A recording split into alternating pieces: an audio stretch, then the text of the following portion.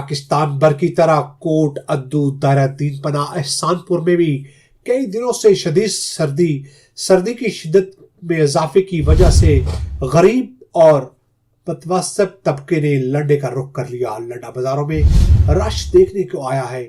مزید تفصیلات جانتے ہیں ہمارے نمائندے باقر حسین سے۔ جی باقر حسین، آگاہ کیجیے گا۔ جی بالکل، کوٹا دو دائرہ دین پناہ احسان پور میں کئی دنوں سے شدید سردی ہو رہی ہے۔ سردی کی شدت میں اضافہ، غربت اور مہنگائی زیادہ ہونے سے غریبوں اور متوسط طبقے نے لنڈے کا رخ کر لیا۔ لنڈا بازاروں میں رش دیکھنے میں آیا ہے۔